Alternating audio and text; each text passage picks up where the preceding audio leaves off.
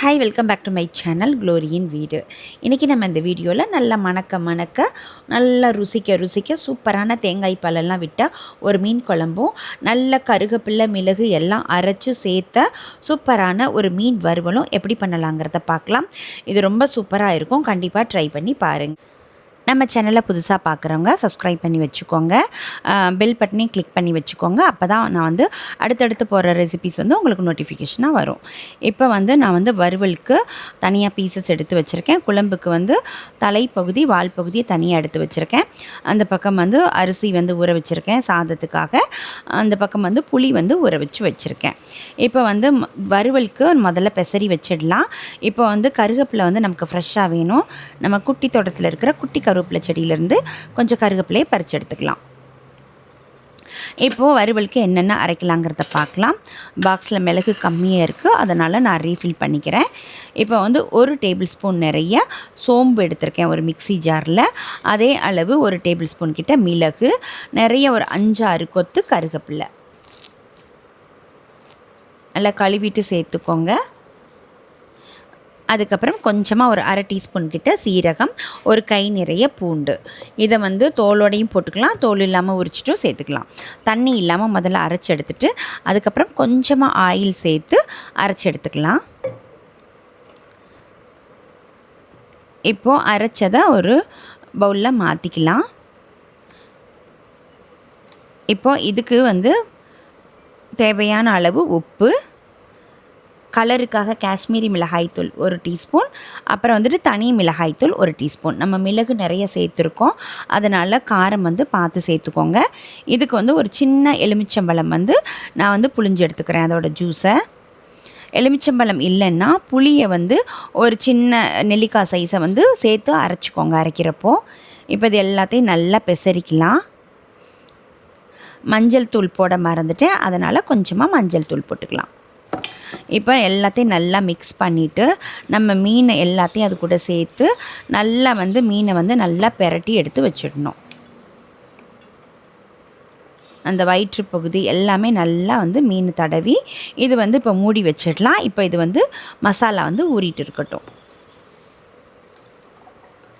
இந்த பக்கம் ஒலை காஞ்சிருச்சு, நான் அரிசி சேர்த்துக்கிறேன். இதுக்கு கொஞ்சமாக உப்பு சேர்த்துக்கலாம். மீன் குழம்பு இந்த மாதிரி, புளிக்குழம்பு இந்த மாதிரி இருக்குது, கொஞ்சம் உப்பு சேர்த்தா கொஞ்சம் டேஸ்ட்டாக இருக்கும் சாதம். இப்போ நான் குழம்புக்கு ஒரு பெரிய வெங்காயம் நறுக்கி வச்சுருக்கேன், 2 தக்காளி, பெரிய தக்காளி, 3 பச்சை மிளகாய் எடுத்து வச்சுருக்கேன், ஒரு நல்ல எலுமிச்சம்பழம் சைஸில் புளி ஊற வச்சுருக்கேன். இப்போ ஒரு பாத்திரத்தை அடுப்பில் வச்சுட்டு நல்லா 2 டேபிள் ஸ்பூன் கிட்ட நல்லெண்ணெய் சேர்த்துட்டு 1 டீஸ்பூன் வெந்தயம், 1 டீஸ்பூன் கடுகு சேர்த்து தாளித்து எடுத்துக்கலாம். தாளித்து எடுத்துட்டு நான் கட் பண்ணி வச்சுருக்கிற ஒரு பெரிய வெங்காயத்தை சேர்த்துக்கிறேன்.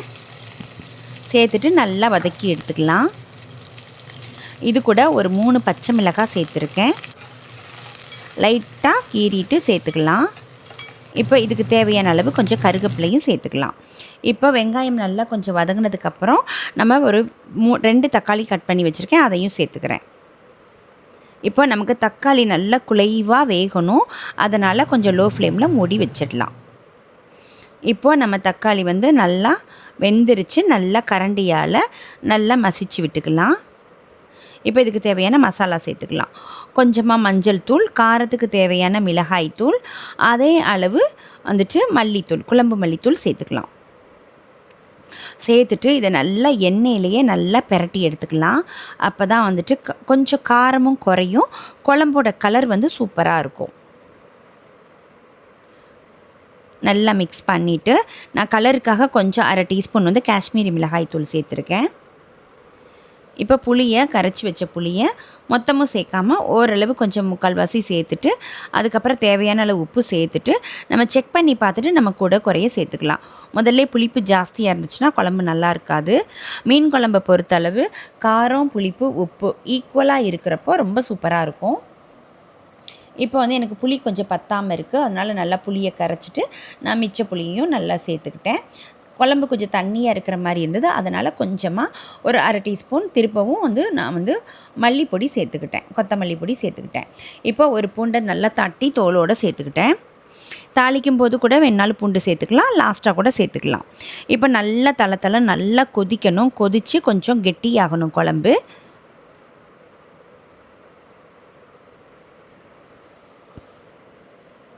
இப்போது நல்லா நமக்கு குழம்பு வந்து நல்லா கெட்டி ஆகிடுச்சு. இப்போ நம்ம வந்து மீனை வந்து சேர்த்துக்கலாம். மீன் வந்து 2 கொதியில் வெந்துடும். எனக்கு மீன் நிறைய இருக்குது, குழம்பு வந்து எனக்கு போதும். நாங்கள் 2 பேர் அப்படிங்கிறதுனால குழம்பு நான் கொஞ்சமாக தான் சேர்த்துருக்கேன். மீன் வந்து எனக்கு ஜாஸ்தியாக இருக்குது. இப்போ நான் ஒரு அரை மூடி தேங்காயை நல்லா அரைச்சி வச்சு பாலை மட்டும் நான் சேர்த்துக்கிறேன். நல்ல கெட்டி பாலாக சேர்த்துக்கலாம். சேர்த்துட்டு இது வந்து ரொம்ப தளன்னு கொதிக்காமல் ஓரளவு கொதித்து அப்படியே குழம்பு வந்து மீன் வந்து வேகட்டும். இப்போ வந்து நம்ம குழம்பு நல்லா வந்து கொதிச்சிருச்சு, மீனும் நல்லா வெந்துருச்சு. அவ்வளோதான், நம்ம குழம்பு ரெடி ஆயிருச்சு. இப்போது நம்ம வந்து தோசைக்கல்லில் கொஞ்சமாக எண்ணெய் ஊற்றிட்டு நம்ம வந்து பிரட்டி வச்ச மீனை வந்து ஃப்ரை பண்ணி எடுத்துக்கலாம். ஃப்ளேம் வந்து ஒரு 3/4 வாசி இருந்தால் போதும், ஃபுல் ஃப்ளேம் வேண்டாம். அடுப்பை வந்து ரொம்பவும் சிம்மில் போட வேண்டாம். அப்போ வந்து தான் நமக்கு மீன் வந்து நமக்கு நல்லா சூப்பராக வெந்து ரோஸ்ட் ஆகி வரும். மீன் போடுற வரைக்கும் நல்லா ஹை ஃப்ளேமில் இருக்கட்டும். அதுக்கப்புறம் அப்படியே குறைச்சிருங்க. அதேமாதிரி மீனை போட்ட உடனேயே சும்மா பிரட்ட வேண்டாம். நல்லா கீழே வெந்துருச்சு அப்படிங்கிற அந்த ஒரு டைம் வந்ததுக்கப்புறம் நம்ம பிரட்டிக்கலாம். அப்போ தான் வந்து மீன் மசாலா வந்து தோசைக்கல்லில் ஒட்டிக்காமல் நமக்கு நல்லா கிளியராக வரும். இங்கே பாருங்கள் எப்படி வந்திருக்கு பாருங்கள். தோசைக்கல்லில் மசாலா ஒட்டவே இல்லை. அதே நேரத்தில் மீன் பாருங்கள் நல்லா ரோஸ்ட் ஆகி வந்திருக்கு. இந்த மாதிரி ஃப்ரை பண்ணி எடுத்துக்கலாம். அப்போ தான் நமக்கு அந்த கருகப்பிள்ளையோட மணம், அதுக்கப்புறம் வந்துட்டு அந்த மிளகோட ஃப்ளேவர்லாம் ரொம்ப சூப்பராக இருக்கும். இது மாதிரி எல்லா மீனையும் பொரித்து எடுத்துக்கலாம். அவ்வளோதான், நம்ம சூப்பரான மீன் வறுவல் ரெடி ஆயிருச்சு.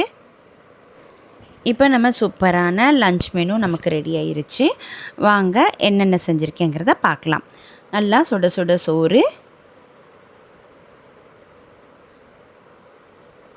முருங்கைக்கீரை பொரியல், மீன் வறுவல், ஒரு வெங்காயம், சூப்பரான நம்ம டேஸ்டான தேங்காய் பால் விட்ட மீன் குழம்பு.